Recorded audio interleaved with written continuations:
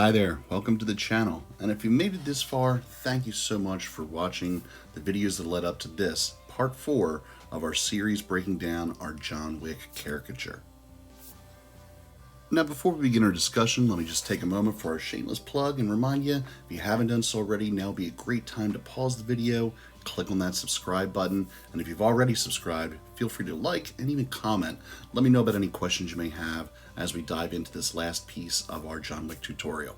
Here we go. Alright, so just kind of tore through a really quick kind of synopsis of what we did in our last 3 parts. Basically getting our line work from our sketch and then getting our basic coloring and shadows and light in. In this last part of our series, we're going to be focusing primarily on getting in our detail and touch-ups, and I thought we'd also take a little bit of time and do a little bit of a breakdown of all the layers that we have at this point before we get into those final stages. So, let me just kind of pause the video for a second. We're going to go into Procreate Live, so to speak, and break down our layers system just a little bit. Okay, so now that we're in Procreate, let's take a look at our layers, our details, and our touch-ups. And to be clear here, the layer conversation is really just a little bit of a review of some of the things that we covered in our last video. Now, I'll put a link up at the top and of course in the description as well if you want to go back and do some review on that, where we talk about how to do some of the color rendering with the shadows and the lights. All right, so let's go ahead and get into the gallery here. And we'll pull up the original piece that we used for the time-based recording, the time-lapse recording that you're seeing as throughout these videos. We're starting with a sketch here, but if you notice, I'm going to open up my menu or my layer menu here, and you see I got a whole lot going on here. It's all just hidden right now, and I'm going to reveal it one step at a time. But before I do, let me just point out one little thing here. If I go into add, or at least attempt to add another layer, notice I'm getting something of an error message up at the top that's telling me the maximum limit of 20 layers has been reached. So again, this is something of a high def piece. I'm working in 300 DPI, but at a very large canvas size as well. So it's limiting my layers, and as a result, I had to really do a lot of condensing as I went through and did some of the work on this. Traditionally, I'd probably use maybe somewhere around 30 or 40 layers, but I had to make it work. And, you know, sometimes you have to do that problem solving. Now, if we get rid of our rough sketch here for just a second, we'll start building up everything from the background into the foreground, starting with that background layer. I did this in a couple layers, just try to get the coloring effects the way I wanted it to, and then when I was happy, condensed it all into one, so I had all the purples, the oranges, and the yellows mixing together. Once I was happy with that layer, then I also went into this little adjustment menu here and added a little bit of a Gaussian blur to it, just to help it seem like it was a little less detailed, maybe a little bit foggy, and certainly a little bit more recessed in the background.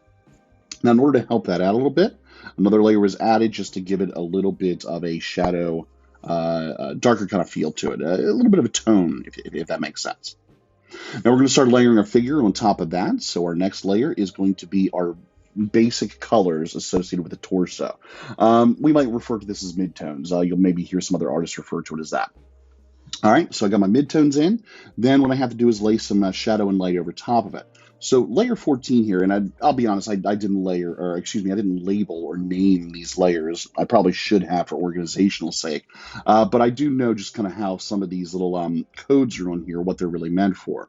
So this layer right here that I've highlighted in blue, layer 14, although there's a couple of them named that, is set to an M meaning multiplies. So this is, I know, to be a shadow layer because all my shadow layers I always set to a multiply mode. Now, if you want to kind of find out why or get a little bit more information about why multiply is so important, or any of these blend modes for that matter, take a look at the last video where we discussed it. I'll leave a link, as I said before, up top and down below if you need it. All right, so again, multiply is the name of the game here, and if you add that layer on, you'll see why. It really just kind of takes in and adds in some shadow, but what it also does is pulls up color from underneath in order to try to create a mix of that shadow color and whatever color is trying to modify, if that makes sense.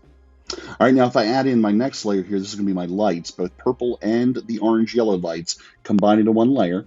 But notice the blend mode here, this has been set to a hard light. Now, sometimes I might fool around with this a little bit. Maybe I'll try a vivid light, see if that works. That really doesn't work for me. I don't like the reddishness to it. Sometimes linear light might provide a little bit more of an intense feeling, if you're going for that kind of a look. I decided to settle on hard light on this one just because it was just my preference. No real rhyme or reason other than that.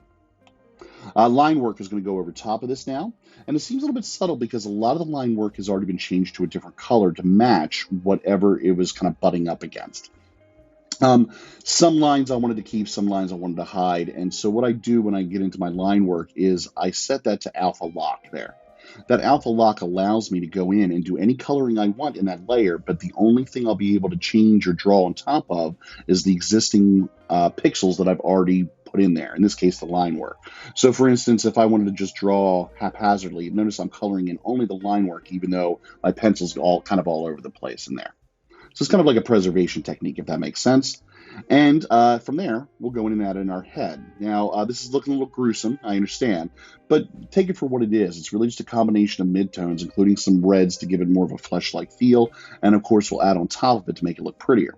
But while I'm showing you this, just kind of bear in mind that your art does go through stages as you're kind of developing from beginning to end of the piece. So there are times where it's not going to look the prettiest, and you have to have a little bit of a trust in your knowledge and your technique to try to get into those next stages to get to a point where you're happy with it. So lights go in, shadows go in, a little bit more highlight on top of it. We'll talk about that in the touch-up discussion a little bit later. And then our line work. Okay. Now, again, this is going to be repeated over and over and over again throughout the various parts of the body here. So I did torso on one set of layers, head on one set of layers, and then our hands and gun in our last set of layers. So we'll have our hand midtones. There was some little detailed blood work. Again, we'll talk about that in the touch-ups a little bit later on. Add in the shadows, add in the lights. Again, notice it's set to a multiply mode here, and then set to the hard light mode right here. And then I'm going to add in my line work on top of that.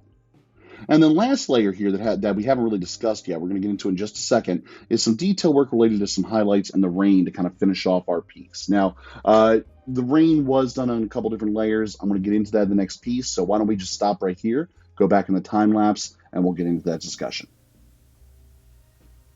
Okay, so now that we're back in the time lapse, you can see that we're going to start our focus on the hair.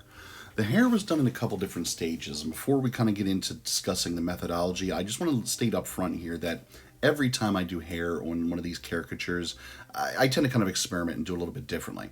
And with John Wick, there was a specific need for this, mostly because of the fact of this, rain setting that I put him in. So his hair is wet, it's kind of stringy, it's supposed to be saturated with water, therefore very shiny, and that meant taking a different approach to it that I may have taken with something that I'm looking for a little bit more texture out of.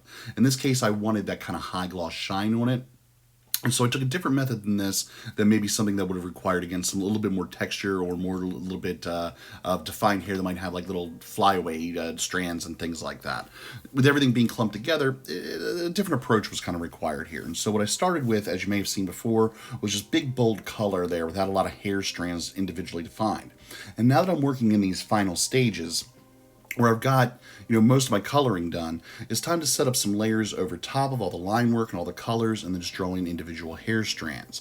Now, I didn't use any special brush for this. It's just the same old brush that I used to do my inking, just kind of set to a smaller width, and I'm really trying to get that kind of flick motion out of it, so that way I can get those kind of pointy ends on either side of the hair.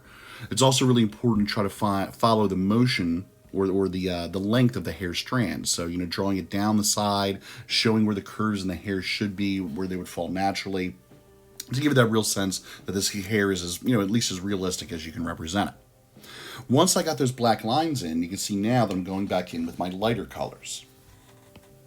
So this goes right back to that palette that I'm using in the upper right hand corner of the screen. I'm color picking from there in order to get 4 sets of colors to apply to the hair for light source. So I'm starting with something that orange color on the left hand side, then a layer on top of that to get to that more whiter yellow color drawn on top of that. I'm going to basically work back and forth here a little bit. I'm going to add a couple lines in, then maybe smudge them or even erase them a little bit, then add a couple more lines on top of it, all with some sort of an attempt to try to build some depth in this hair. I want to make it look like it's layered on top of itself as much as I possibly can, and the only real way I can kind of figure out to do that effectively is just to literally layer it on by hand. Same thing is happening on the right side of the face, this time just with a series of purple colors. So I have something of a darker purple that I'm using for some of the major colors, or the main color kind of underneath, so to speak, and then a lighter kind of whitish desaturated purple that's being used for more of the highlight. Now, remember, our light source for the purple is really kind of off screen. We don't really know where it's coming from. It seems to be almost behind him, whereas the light source for the yellow and orange is distinct, it's nearby, and it's right on the page. So it's going to be brighter than the orange than the purple on the other side. So you won't see nearly as many highlights. And again, this was really just a matter of making that judgment call where I put in some lines, stood back a little bit or zoomed out to make sure that it seemed to kind of work on the page. And if it didn't, I could always either lower opacity or erase it and start over and just get subtly building up layer after layer until I was happy with the end result.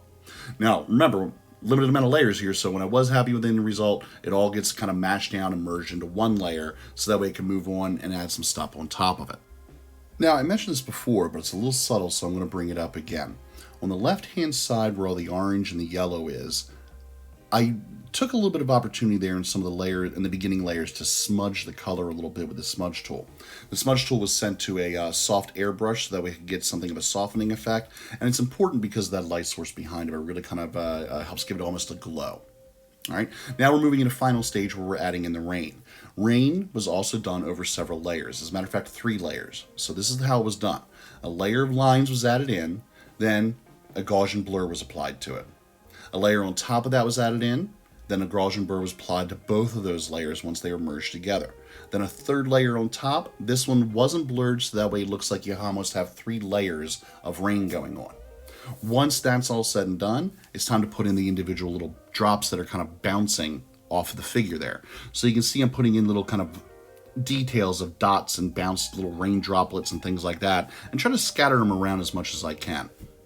It's really, I kind of made the mistake early on by just doing it in certain places where the line work was, or the edge of a shoulder, or something like that. But rain doesn't fall just on your silhouette. It falls all over. So it was important to put some of those bounced raindrops on areas like in the middle of the arm, or even like on the middle of a finger or something like that.